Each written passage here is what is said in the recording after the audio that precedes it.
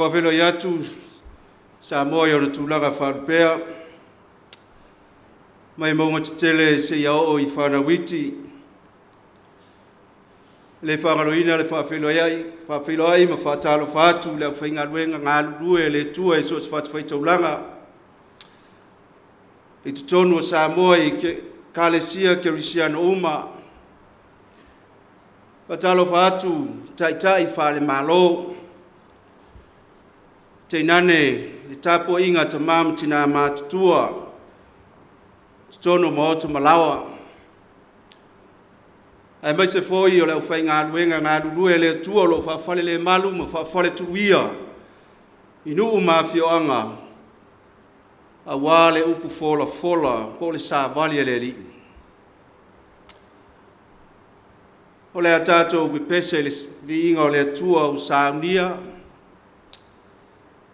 a mai ale vinga o le tua, ona usa unia leo se talo mo i tātou.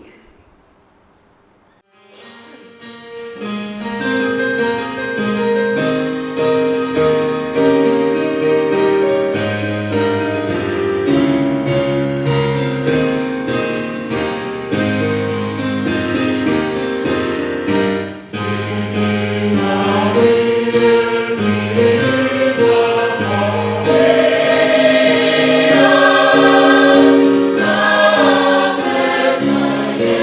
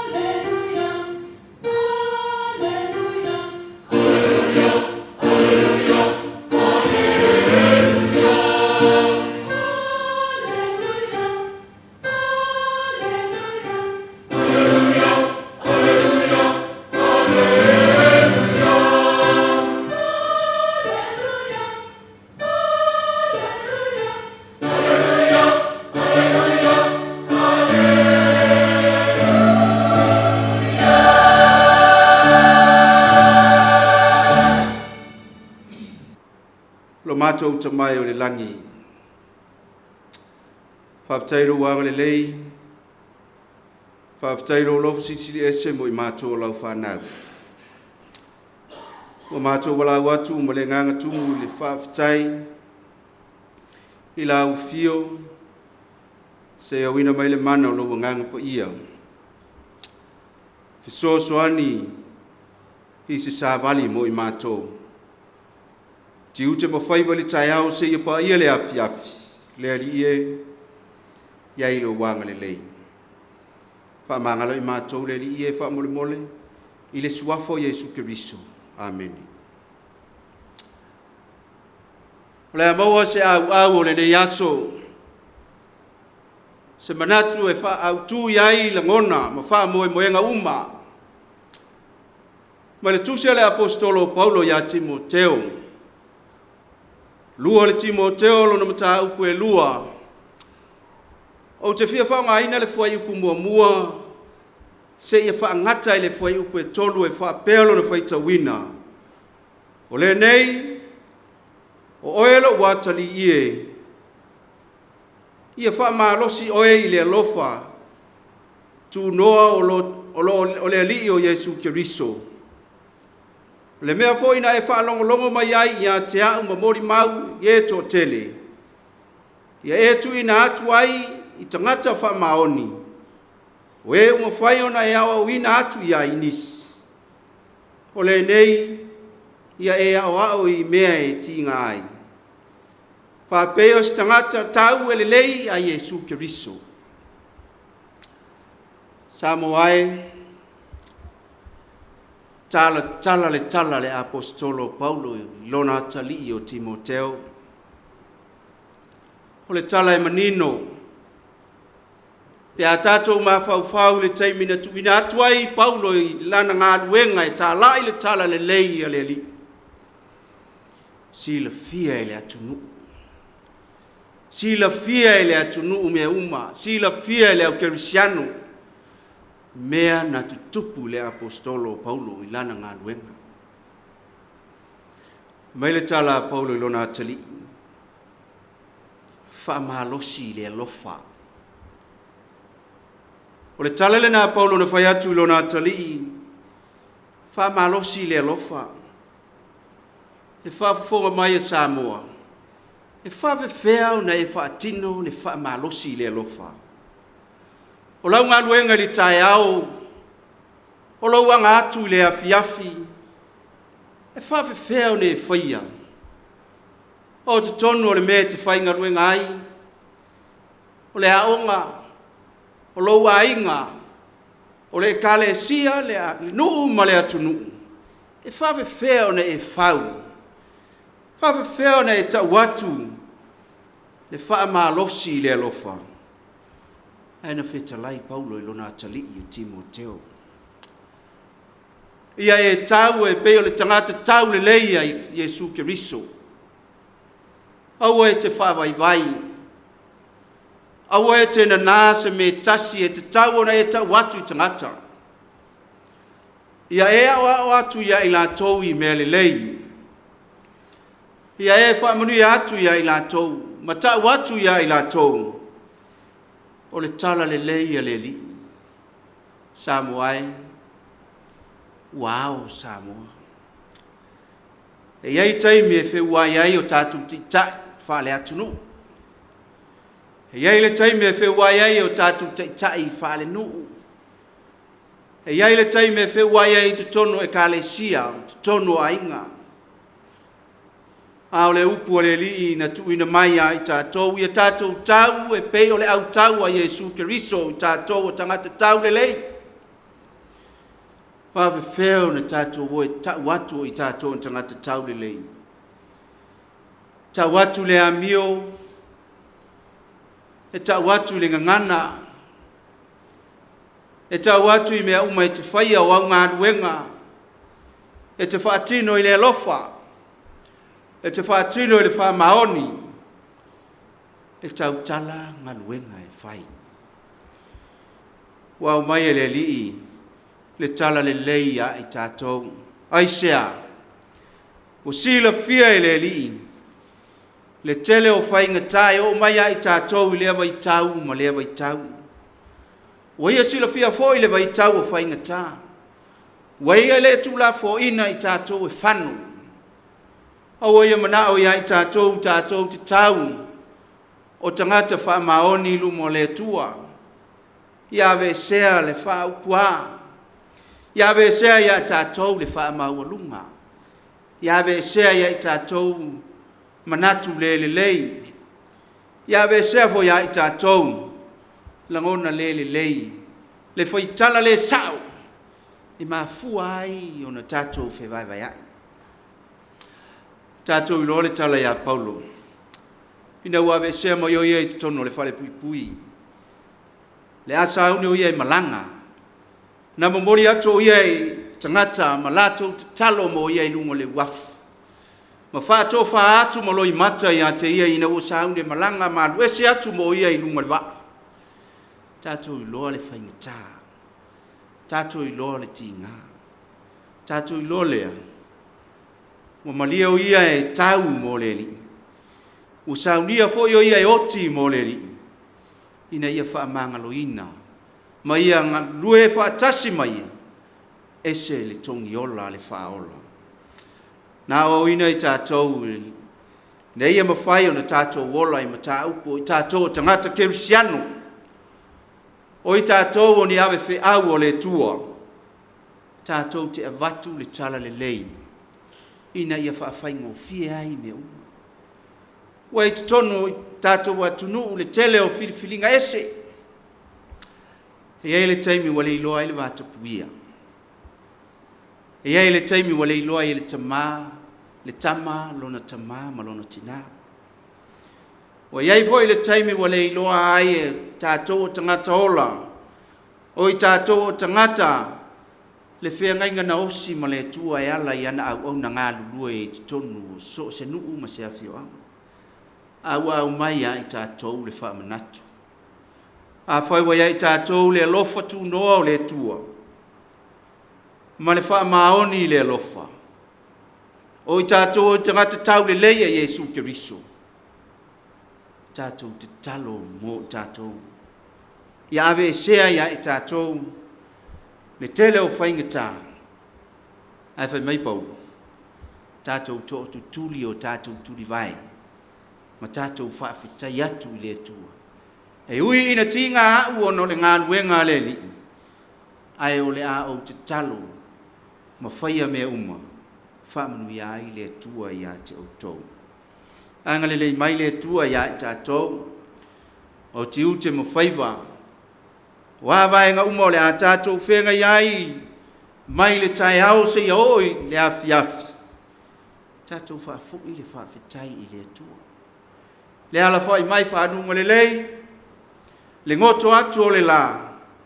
Tātou te wane, tātou te whawhitai I le tua. Iana whamunianga mo tātou. Whamunuia le tua I le nei asu ia I tātou umai whi au mga ruenga. A mata mai le tai au se ia o ina ia. Wapongi sa.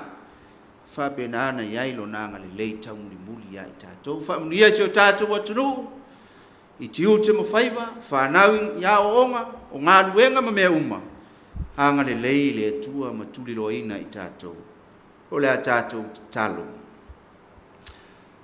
Lo mātou ta mai o le langi. O mātou o atu iau luma e se I o mātou whaafitaia lo wanga le lei. O mātou o atu se I o mātou whaafoi le whaafitai lo wanganga pa ia. Sa fisoso ani ia I mātou wase upu fola mo I mātou. Whaafitai lo nganga sa fisoso ani e whaamatala ina I o mātou langona. Le whaangangana ina o I mātou. I le sa vali na mawhai o na e au mai ai ala le musumusunga le angang pa ia. Ua mātou whaafitai telele li ia I le tele o whaamanianga wa e whaamanina I mātou. Whaafitai se atunu ua e au mai ai mātou e whai mo mātou tofi. Whaafitai lau puipuinga. Le vaitau o whaafita auli o mātou iai. Le vaitau o mala wha le natura. Ai mātou te whaafitai alo wanga le lei. Ua mātou amatalia mātou ngā luenga whai o le nei tau sanga. Ua le a whea I mātou e ni mala wha le nātura. E ui na mātou iai māsina lou wā le tau. A ua mātou mawhana pēa I le tau singa la ufio iai mātou. O le aise popole le aise atua tu vale iai mātou.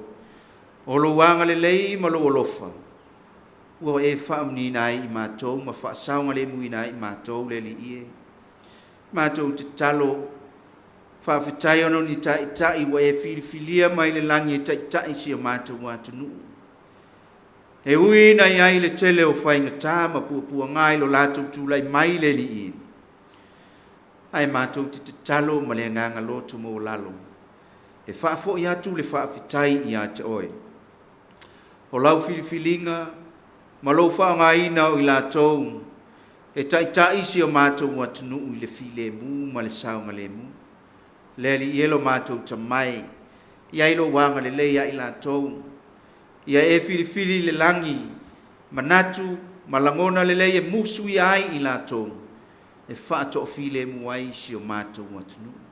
Ia ilo wanga le leia tai o e kale sia ese I tutono le nei atunu.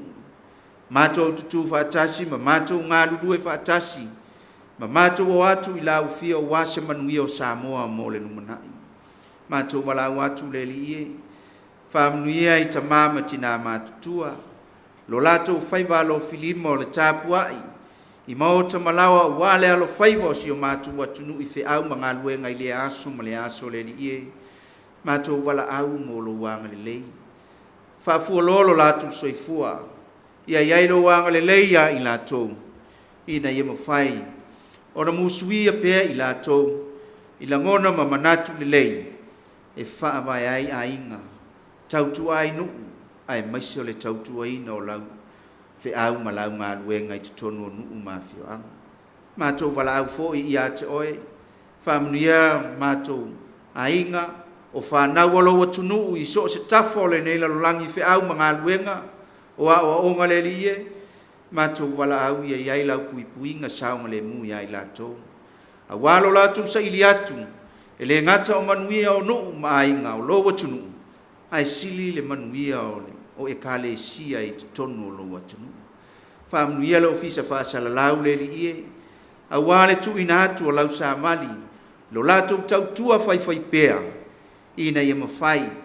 O na amataina mea uma, ma whaamaina mea uma e ala I lo mātubo atu I la ufio, ngā luenga whai alo watunu. Mai le amatanga le nei tau sanga se ia ho ilo na whai wina. Whaamanuia ia I lātou. Mātou wala watu le li ie, o e si ilifia, e anga sala ma se I mātou I luma. Ua mātou tot, wala watu ma le nganga ma walalo I la ufio, whaato e se atu I ate oe. Le li ie. Se ia e whaama ngalo so mātou le atoa I o luma. Mātou te talo tamai, tātou ma oe le li ie. Le ne yaso ma le nei mai yaso I fe au ma ngā luenga. Ia iai lo wanga le lei. Whaama ngalo I mātou le li ie. Mātou te ole ma wala au atua I nei mea umalawa I suafo Yesu Keriso. Amen.